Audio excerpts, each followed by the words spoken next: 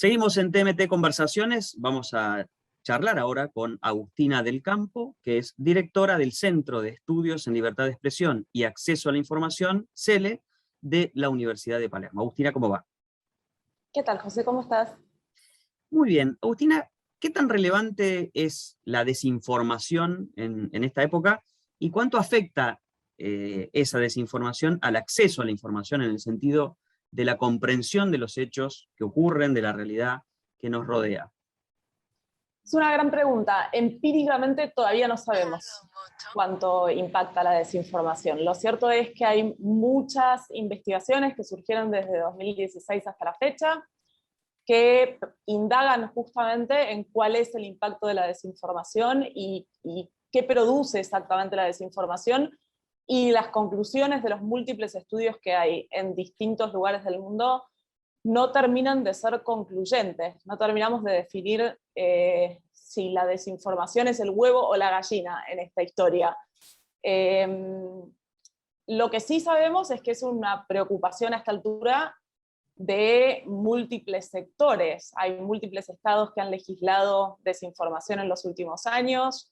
Es un tema que preocupa a las empresas de Internet, como sabemos, que han tomado múltiples medidas para abordar este fenómeno. La Organización Mundial de la Salud declaró la pandemia y dijo que había una infodemia, que define de una manera muy particular. O sea que está claro que esto es una preocupación de muchos, pero lo cierto es que sabemos poco. Uh-huh. Entonces, hay como una especie de lucha contra un fantasma, de alguna manera, ¿no? Un poco sí.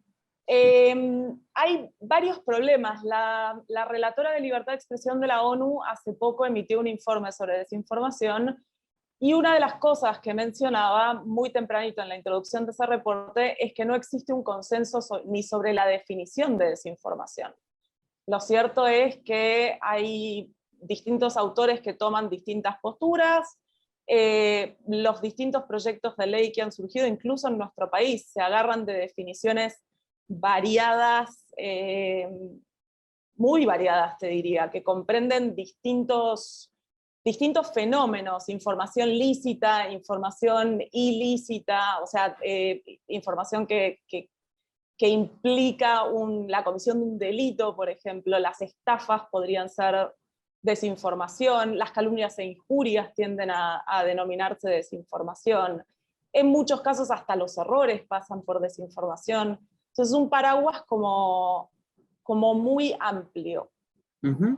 Hemos visto, sobre todo durante la pandemia, muchos gobiernos en el mundo insistir sobre el tema de la desinformación, de las fake news, como señalando desde los poderes públicos a otros supuestos actores, generalmente no identificados, pero sí como señalados como el mal, digamos. Pero, ¿cuánto hay de generación de desinformación desde los mismos ámbitos gubernamentales, desde los mismos funcionarios? Mira, es curioso que lo señales. Hace poco salió una investigación que publicó el Oxford Institute, donde mencionaban, en línea con otros institutos que llegaron a las mismas conclusiones, digamos, que las personas públicas en general generan menos del 25% de la desinformación que hay dando vueltas. Ahora, ese 25% es objeto de cerca del 70% de la interacción con contenido falso que hay en las redes. O sea, si uno piensa en interacción es acceso, es retuiteos, es likes, es compartir información, es verla replicada en la prensa y demás, ¿no? O sea, está claro que menos del 25% es un número que puede parecer bajo, pero cuando contrastamos que ese 25% es el responsable del 70% de la información, de la interacción con esa información falsa, pues es un montón. Es un montón. ¿Y quién le pasa factura a los políticos, a los partidos, a las organizaciones partidarias o a los gobiernos, digamos, ¿no? En alguna época era el periodismo el responsable, antes de las redes o al comienzo de la era de las redes, digamos, el ámbito, si se quiere, institucional, incluso, ¿no? Como una delegación de cierta función en esa profesión, de velar por la veracidad de los hechos, corroborarlos, verificar afirmaciones cuando provienen de un alto dignatario, por ejemplo, o de un cargo público relevante. Y hoy muchas veces el periodismo también es señalado por generar desinformación. Yo creo que como periodista muchas veces de manera injusta y muchas veces acertando también en la propia mala praxis de la profesión, que es anterior también en alguna medida a esto. Digamos. ¿Quién les pasa factura? ¿Quién controla? ¿Quién señala? Usted, señor político, en esto no está diciendo la verdad. Bueno, yo creo que los medios de comunicación tienen un rol fundamental para cumplir ahí, ¿no? Como bien vos decís, son fundamentales en cualquier democracia que se precie de tal. Quizás recientemente hicimos una investigación que la hicimos con el Instituto Interamericano de Derechos Humanos, con Eduardo Bertoni, donde mirábamos justamente cómo nuestro marco normativo ha interpretado tradicionalmente estas problemáticas. Y lo que encontramos fue que tanto en el marco penal como en el marco del derecho administrativo existen lineamientos muy claros y obligaciones muy claras para los funcionarios públicos respecto de sus discursos.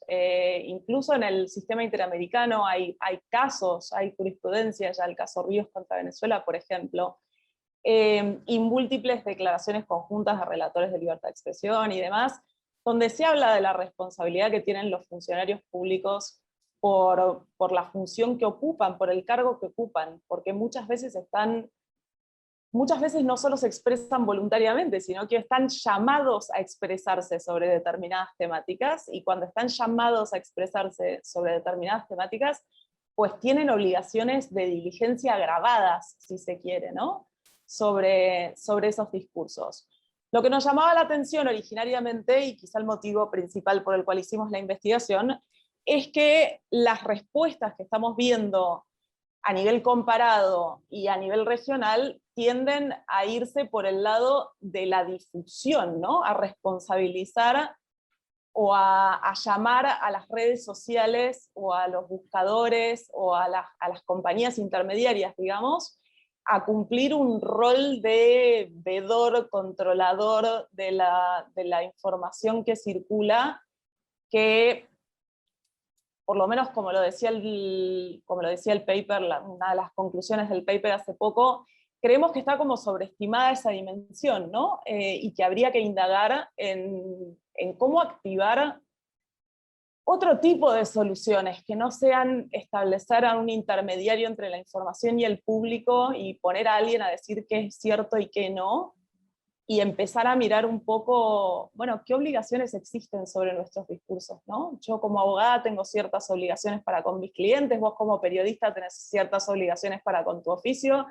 y los funcionarios públicos tienen ciertas obligaciones para con los de ellos. Agustina, ¿cuánto estos temas deberían formar parte de la currícula educativa? ¿Hasta qué punto debería enseñarse a producir, circular, consumir información en plataformas digitales en la escuela? En algún momento se hablaba mucho de alfabetización mediática, ¿no? Había que formar ciudadanos críticos, ¿no? Un poco nuestra generación creo que se formó en ese discurso. ¿Hasta dónde hoy habría que formar ciudadanos críticos y responsables, ¿no? en su actividad como productor, consumidor de información en plataformas? Yo creo que esa es una gran pregunta. Es cierto que nosotros nos formamos en como en ese mandato de formar ciudadanos críticos, pero también creo que es cierto que no terminamos de incorporar eso en las currículas como nos gustaría. Entonces, si me preguntás a mí, creo que hay deficiencias en la formación en derechos que deberían subsanarse de alguna manera.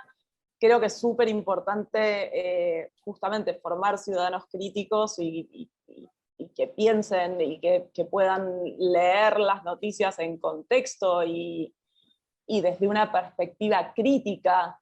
Y después creo que hay una educación digital para hacer. Hace poco, ya en pandemia el tiempo pasa volando. Creo que el año pasado fue, Bea Busaniche publicó una nota muy interesante, llamando a los padres a pensar y a dialogar con sus hijos sobre qué publican de sus hijos en redes sociales, para qué publicamos, con quién queremos compartir información, fotografías, ideas, y creo que eso es fundamental para debatir con los chicos tanto en la escuela como en los hogares. Hay ahí un cambio que nos excede, ¿no? Los chicos ya son nativos digitales, yo no soy nativa digital, por ejemplo. Y creo que hay ahí un camino importante para recorrer. Ojalá nuestros hijos no tengan los mismos problemas que nosotros con la tecnología. Agustina, muchas gracias. No, muchas gracias a ustedes. Hablábamos con Agustina del Campo, directora del Centro de Estudios en Libertad de Expresión y Acceso a la Información, CELE, de la Universidad de Palermo. Y nosotros nos vemos la próxima. Muchas gracias.